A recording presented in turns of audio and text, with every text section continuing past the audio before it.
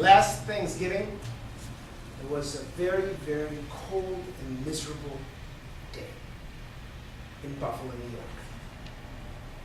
It was one of those freak storms that paralyzed all of the East Coast. The wind was blowing through the trees, the snow was piling on the sides of the road, and the sun was nowhere in sight. Inside, in the nursing home, just outside of Buffalo, New York, I couldn't find a bright side either. Mr. Toastmaster, my fellow Toastmasters, and honored guests, how do you find a bright side when you're about to lose someone you love?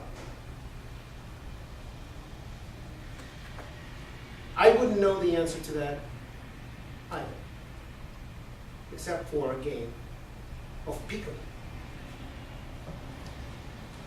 That Thanksgiving morning, my wife and I and our year-and-a-half-old son, Kai, flew on the red-eye flight to Buffalo, New York, to see my grandmother Jenny. She just sustained a fall after a stroke and was placed in a hospice.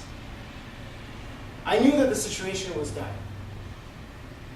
but not until I saw her did I really feel it. She was sitting in her wheelchair, crumpled really, and just staring blankly into space. 7 months before, when we came to visit her for her 95th birthday, it was a different story. She was still a fiery button of a woman, standing 4 feet, 8 inches tall, in heels. When she saw us across the room, she would walk right to us, goo and ga over Kai, and then look up at me and say the same thing she always says. Leo, you're too thin. What are they feeding you out there in Seattle? Come, sit, eat. And she continued to feed me, force feed me, Russian food.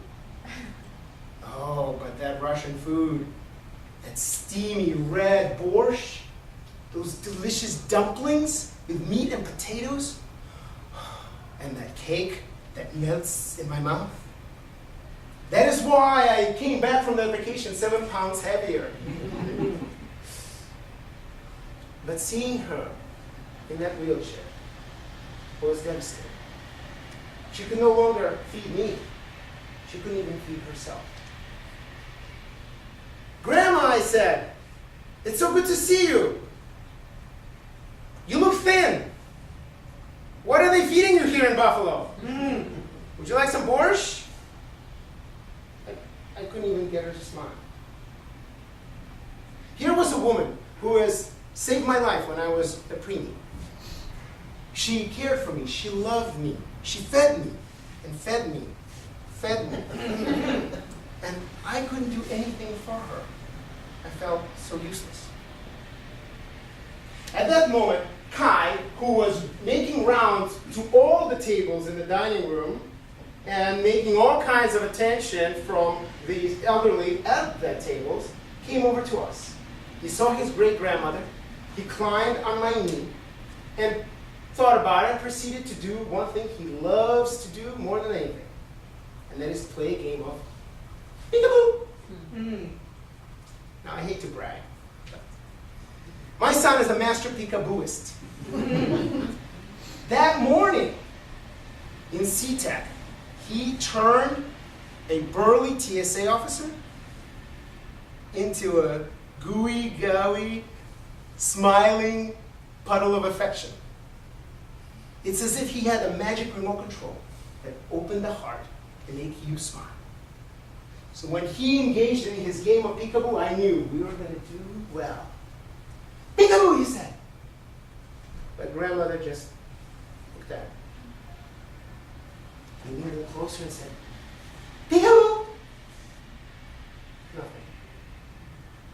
Kai, I said, great-grandma might be really tired. But Kai was not deterred.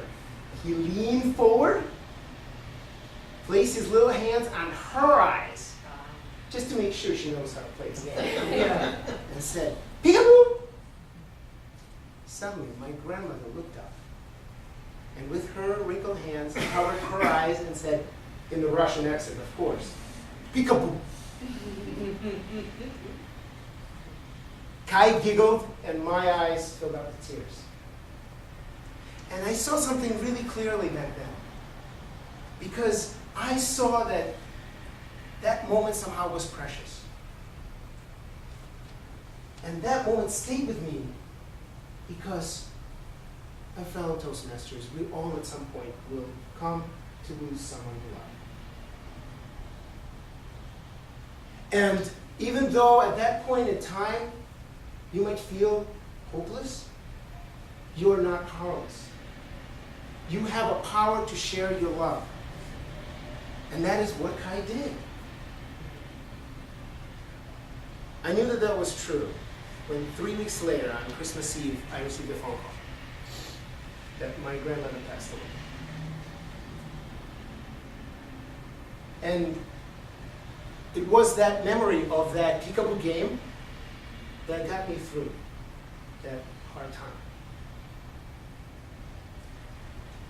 But you don't have to wait until you're faced with imminent death to share your love.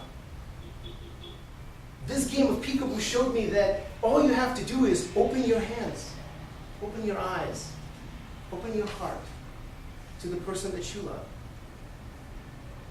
It could be a kind word. It could be a bowl of borscht.